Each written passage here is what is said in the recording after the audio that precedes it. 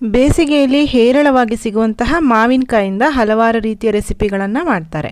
ಉಪ್ಪಿನಕಾಯಿ, ಚಟ್ನಿ, ಗೊಜ್ಜು ಅದೆಲ್ಲ ಸಾಮಾನ್ಯವಾಗಿ ಎಲ್ಲರೂ ಮಾಡ್ತಾರೆ. ಮಲೆನಾಡಿನ ಒಂದು ವಿಶೇಷವಾದಂತಹ ಅಡಿಗೆ ಮಾವಿನಕಾಯಿಯ ಗುಳಂಬ ಅಥವಾ ಮಾವಿನಕಾಯಿಯ ಜಾಮ್. ಹಾಯ್ ಫ್ರೆಂಡ್ಸ್, ಎಲ್ಲರಿಗೂ ನಮಸ್ಕಾರ. ವೆಲ್ಕಮ್ ಟು ಸಂತೃಪ್ತಿ ಕಿಚನ್. ಇವತ್ತು ನಾನು ಸಾಂಪ್ರದಾಯಿಕವಾಗಿ ಮಾವಿನಕಾಯಿ ಜಾಮ್ ಅಥವಾ ಮಾವಿನಕಾಯಿ ಗುಳಂಬವನ್ನು ಹೇಗೆ ಮಾಡೋದಂತ ತೋರಿಸ್ಕೊಡ್ತಾ ಇದ್ದೀನಿ. ಅದಕ್ಕೆ ನಾನು 2 ಗಿಳಿ ಮೂತಿ ಅಥವಾ ತೋತಾಪುರಿ ಮಾವಿನಕಾಯಿನ ತೊಗೊಂಡಿದ್ದೀನಿ. ಜಾಮ್ ಅಥವಾ ಗುಳಂಬಕ್ಕೆ ಹುಳಿ ಸ್ವಲ್ಪ ಕಡಿಮೆ ಇರೋಂತಹ ಮಾವಿನಕಾಯಿನ ತೊಗೊಂಡ್ರೆ ಒಳ್ಳೆಯದು.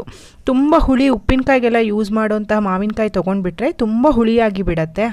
ಹಾಗಾಗಿ ಈಗ ಮಾವಿನಕಾಯಿನ ಸಿಪ್ಪೆಯನ್ನು ತೆಗೆದಿಟ್ಕೊಂಡು ನಾನು ಈ ರೀತಿ ಸ್ಲೈಸಸ್ ಆಗಿ ತೆಳ್ಳಗೆ ಈ ರೀತಿ ಸ್ಲೈಸಸ್ ಮಾಡ್ಕೊಂಡಿದ್ದೀನಿ. ಇಲ್ಲಿ ತುರಿದು ಸಹ ಮಾಡ್ಬೋದು. ನನಗೆ ಪರ್ಸ್ನಲಿ ಮಾವಿನಕಾಯಿ ತುರಿದು ಜಾಮ್ ಮಾಡೋದಕ್ಕಿಂತ ಈ ರೀತಿ ಸ್ಲೈಸಸ್ ಮಾಡಿಟ್ಕೊಂಡ್ರೆ ತುಂಬ ಚೆನ್ನಾಗಾಗತ್ತೆ. ಸೊ ನಾನು ಅದಕ್ಕೆ ಈ ರೀತಿ ಸ್ಲೈಸಸ್ ಮಾಡಿಟ್ಕೊಂಡು ಒಂದು ದಪ್ಪ ತಳದ ಪಾತ್ರೆ, ನಾನು ಕುಕ್ಕರ್ನ ಇಟ್ಕೊಂಡ್ಬಿಟ್ಟಿದ್ದೀನಿ. ದಪ್ಪ ತಳದ ಪಾತ್ರೆಯನ್ನು ತಗೊಂಡು ಅದಕ್ಕೆ ನಾವು ಮಾವಿನಕಾಯಿ ಹೋಳುಗಳನ್ನು ಹಾಕಿ ಬೇಯೋದಕ್ಕೆ ಅವಶ್ಯಕತೆ ಇರುವಷ್ಟು ನೀರನ್ನು ಹಾಕಿ ಒಂದು ತಟ್ಟೆಯನ್ನು ಮುಚ್ಚಿ ಬೇಯೋದಕ್ಕೆ ಬಿಡ್ತೀನಿ.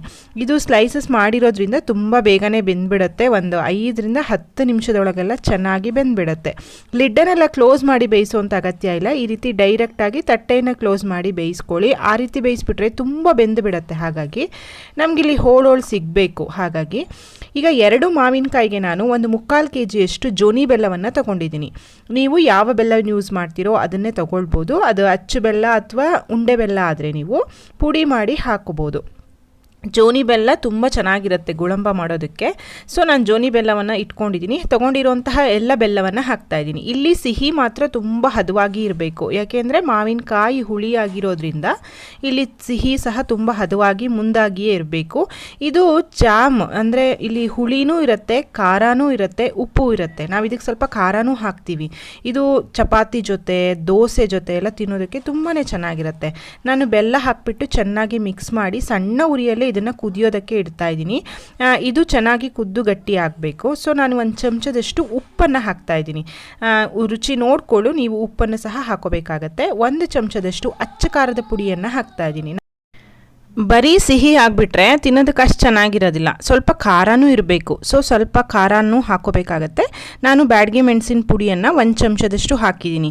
ಈಗ ಇದನ್ನು ಸಣ್ಣ ಉರಿಯಲ್ಲಿ ತಟ್ಟೆಯನ್ನು ಮುಚ್ಚಿ ನೀವು ಕುದಿಯೋದಕ್ಕೆ ಬಿಟ್ಬಿಡಿ.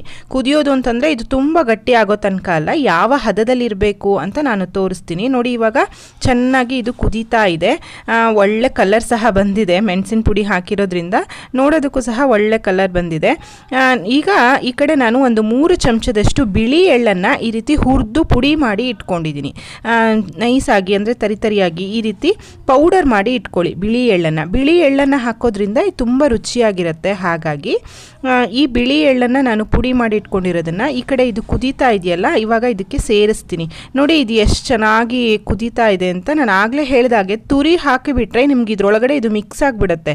ಮಾವಿನಕಾಯಿ ಹೋಳು ಸಿಗೋದಿಲ್ಲ. ಈ ರೀತಿ ಹೋಳು ಮಾಡಿ ಹಾಕಿದ್ರೆ ಅದು ಉಪ್ಪು, ಹುಳಿ, ಖಾರ ಎಲ್ಲ ಆಗಿ ತಿನ್ನೋದಕ್ಕೆ ಚೆನ್ನಾಗಿರುತ್ತೆ. ಇದನ್ನು ತುಂಬಾ ಸಹ ಗಟ್ಟಿ ಮಾಡ್ಕೊಳ್ಬಾರ್ದು. ಈಗ ದೋಸೆ ಜೊತೆ ಮತ್ತು ಚಪಾತಿಗೆಲ್ಲ ಈ ರೀತಿ ಸ್ಪ್ರೆಡ್ ಮಾಡಿ ರೋಲ್ ಮಾಡಿ ಕೊಡಲಿಕ್ಕೆ ಮಕ್ಕಳಿಗೆ ಎಲ್ಲ ಚೆನ್ನಾಗಿರುತ್ತೆ.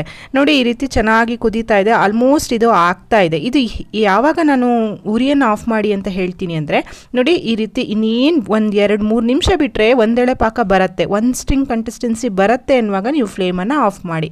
ತೀರಾ ಒಂದೆಳೆ ಪಾಕ 2 ಎಳೆ ಪಾಕ ಎಲ್ಲ ಬರ್ಸ್ಕೊಂಡ್ಬಿಟ್ರೆ ಗಟ್ಟಿಯಾಗಿ ಬಿಡುತ್ತೆ. ಇದು ತಣ್ಣಗಾದ ಮೇಲೆ ತುಂಬಾ ಗಟ್ಟಿ ಆಗತ್ತೆ. ಹಾಗಾಗಿ ಈಗ ಪುಡಿ ಮಾಡಿಟ್ಕೊಂಡಿರುವಂತಹ ಬಿಳಿ ಎಳ್ಳನ್ನು ನಾನಿಲ್ಲಿ ಹಾಕ್ತಾ ಇದ್ದೀನಿ.